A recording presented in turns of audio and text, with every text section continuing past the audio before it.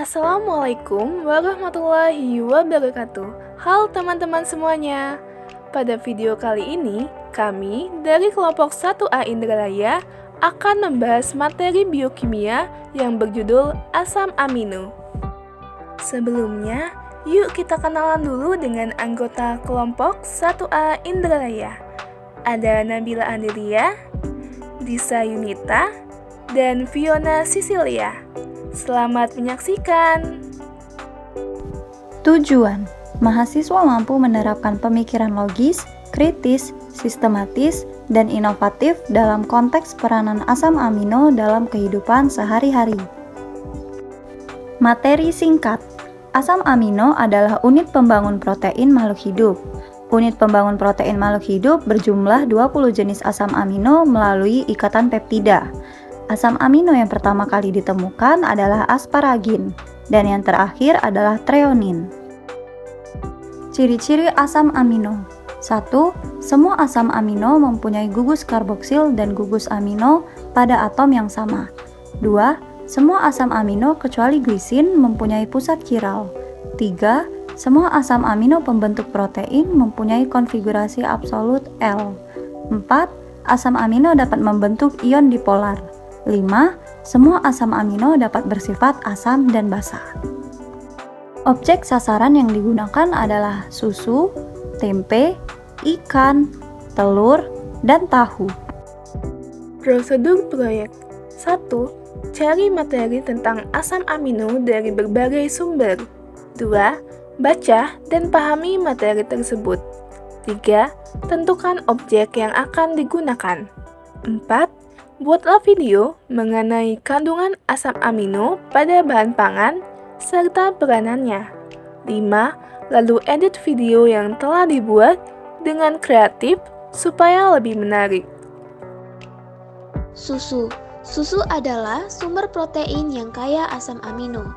Meskipun kandungan asam amino dalam susu bervariasi, susu umumnya mengandung semua asam amino esensial dalam jumlah yang cukup baik.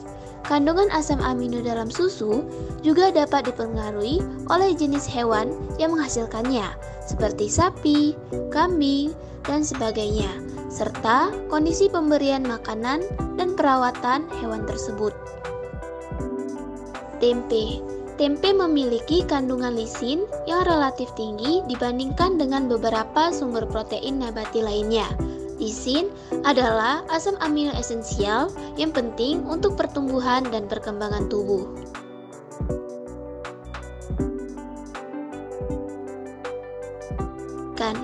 Ikan adalah sumber protein hewani yang kaya akan asam amino esensial dan non-esensial. Kadar asam amino dalam ikan bervariasi tergantung pada jenis spesifik ikan tersebut dan habitatnya, serta ukuran dan usia ikan tersebut. Telur mengandung semua asam amino esensial dalam proporsi yang baik. Kadar asam amino dalam telur bisa sedikit berbeda tergantung pada jenis telur. Misalnya seperti telur ayam, telur bebek, atau telur burung, dan lain sebagainya. Kondisi diet hewan dan faktor lingkungan dapat mempengaruhi kandungan asam amino dalam telur tersebut. Tahu adalah produk nabati yang kaya protein. Meskipun tidak mengandung semua asam amino esensial dalam proporsi yang sama dengan produk hewani, tahu masih mengandung banyak asam amino esensial. Kadar asam amino dalam tahu dapat bervariasi tergantung pada jenis kedelai yang digunakan dan proses pembuatan tahu tersebut. Dari penjelasan sebelumnya, dapat kita simpulkan asam amino adalah molekul yang digunakan oleh semua makhluk hidup untuk membuat protein. Beberapa asam amino bisa diproduksi oleh tubuh kita sendiri, tetapi tidak dapat membuat 9 asam amino yang kita butuhkan atau bisa disebut asam amino esensial.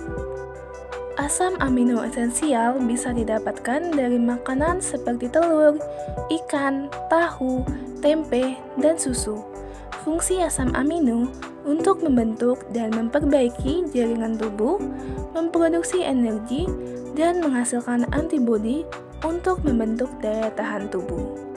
Sekian video dari kami, semoga bermanfaat, dan terima kasih sudah menonton. Kami akhiri, wassalamualaikum warahmatullahi wabarakatuh.